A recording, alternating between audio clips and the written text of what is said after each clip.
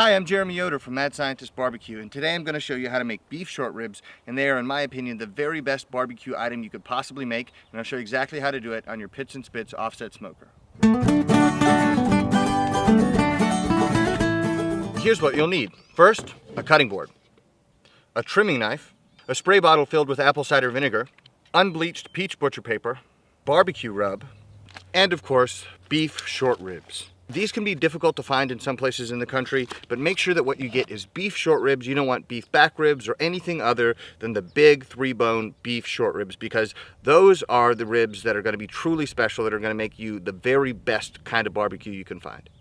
Now, on your beef short ribs, there are two sides. First, there's the bone side, which is the back where you feel the hard bones. Then there's the meat side here.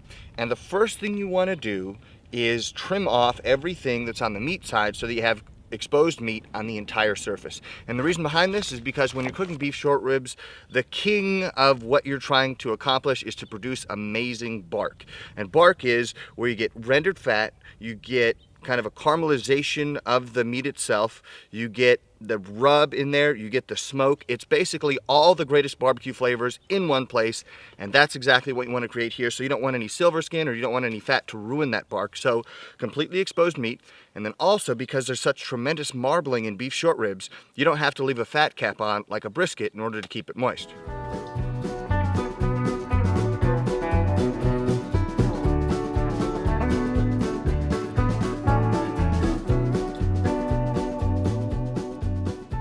Now this is about what we're looking for. I have exposed meat on this whole surface, which means lots and lots of bark, which is exactly what you're looking for. Another note is, unlike pork ribs, I don't ever recommend removing the membrane on the back, because you're gonna cook these till they're super tender, and that membrane actually helps hold the whole rack together. So you can take it off if you want.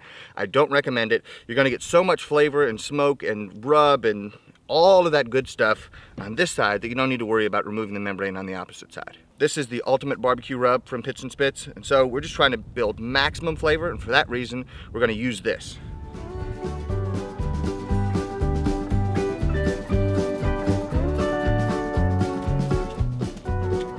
We've got a healthy dose of rub on the top here. Now make sure to get the sides before you put it on.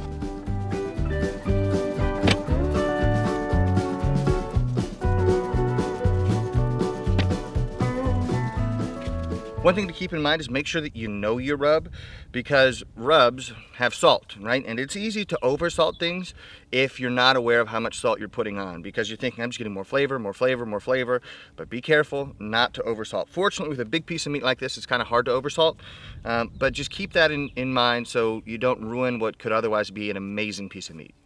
Now finally, we're ready to put this on a cooker. Right now it's kind of a reddish color because of the rub. By the time we're done, it's going to be a dark, dark color, almost black, because we're building that bark. And what I recommend is putting the thickest part of this beef short rib toward the fire, toward the heat. And so we're going to stick it in, because there's a thinner side, there's a thicker side. This can take a little bit more punishment than this can. So we're going to stick it in just like this. Now, you can use whatever kind of wood you want. Today we're going to be using oak. Now you can use oak or you can use pecan. I love both of those. Those are great woods. If you're just trying to get a little bit of reddish color in there, you can use some cherry. There's a lot that you can do. That's the beauty of having an offset smoker, is that you have total control over all of these different aspects of the cooking process. It's more work, but it's a greater reward in the end. So the plan is we're going to cook at 250, and we're going to let it go for the first 3 hours without doing anything. We're just going to watch the temperature like a hawk, make sure it's maintaining a steady temperature, because we don't want any big spikes and we don't want it to drop too low. But for 3 hours, we're just going to let it rock in there and build bark, build bark, build bark. At that point, we're going to come and start spraying, just because we don't want anything to crust up too much, but we want to continue building that smoke flavor, and we're going to be rendering fat and doing all the magic that is barbecue.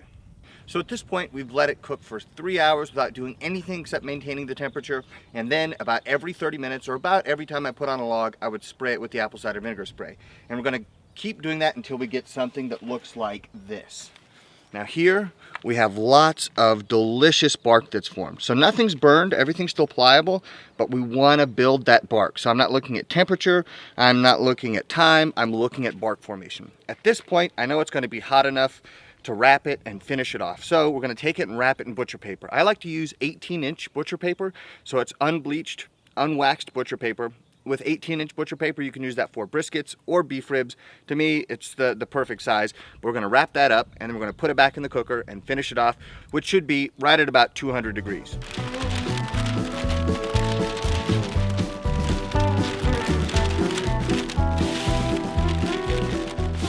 Now that I have this nice parcel of wrapped up beef ribs here, I'm gonna throw them back on the smoker. Same temperature, same everything, just be consistent. Don't let it get too hot, don't let it cool off too much, and let it cruise all the way to 200 degrees. We're just gonna check for temperature now. If we're about 200, we know we're in the ballpark. But what I'm really looking for is the feel when it goes in. So we're gonna put the probe in, and if it feels like it goes in like butter, then we know we're done. Looks like about 201 and 202, and it feels great going in, so we know we're done. So what I'm gonna do is take it out, and I'm just gonna let it rest and cool down a little bit. Now, if your cook process took you 8 hours or less to do, then you probably wanna wrap this in a towel and put it in the cooler, because you want that beef rib to get time to break everything down, to get moist, to get all the connective tissue broken down into gelatin, all those magical things that happen, and it just needs time. So if you're doing more than 8 hours, you can probably pull this thing off and let it cool down right away. And we've done more than 8 hours, so this thing should be perfect the way it is. So I'm going to take it off and let it come down to about 140 degrees, and then we can slice it. Okay, they're cool enough now, so we're going to slice one off and give you a look. Beautiful bark, so turn it over. And this way it's easy to make a cut. We look at the bone side and we're just gonna cut one of these off. Okay, so if we look at this rib, we've got perfectly rendered fat. It's gonna be super moist. You see a nice smoke ring, should have plenty of flavor in that bark on the exterior. So this is exactly what you want to achieve. And so I'm gonna take this guy in and enjoy a delicious meal.